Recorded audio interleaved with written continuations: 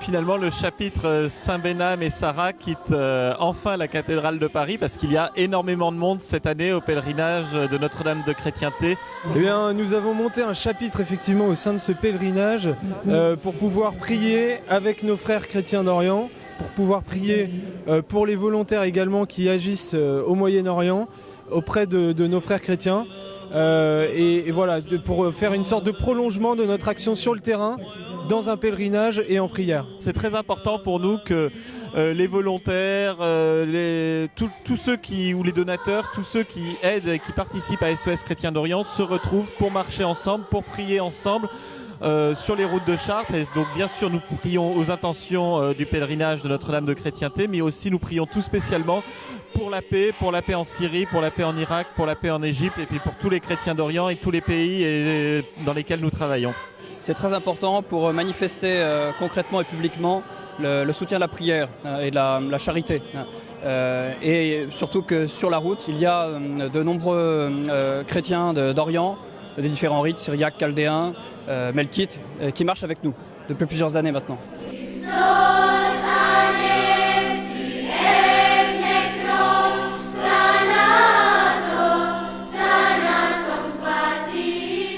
Ça me fait plaisir de marcher comme ça, entouré d'autres chrétiens, et puis ça donne du courage.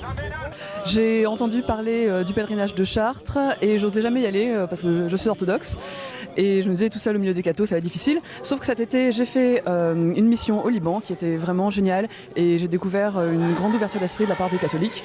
Alors on a décidé de marcher avec SOS Chrétiens d'Orient pour soutenir tous les chrétiens d'Orient qui sont persécutés. Il y a différentes actions qui sont menées à travers différents pays d'Orient tels que le Liban, la Syrie ou la Jordanie. Et donc on a décidé de faire ce pèlerinage pour prier pour eux et pour les soutenir de tout notre cœur. C'est ce qu'ils nous demandent de faire. C'est la première chose qu'ils nous demandent, c'est la communion dans la prière. Et ça, tout le monde peut le faire, donc il faut le faire.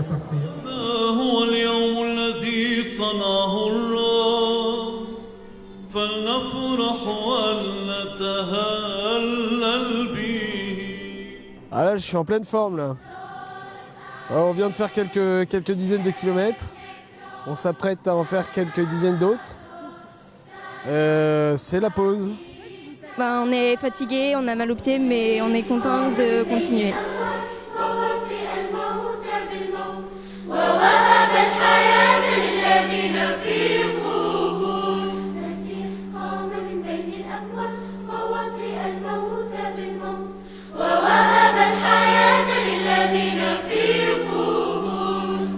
En particulier pour les chrétiens d'Orient, mais on prie aussi pour nos familles et toutes les personnes du monde pour qu'elles se convertissent.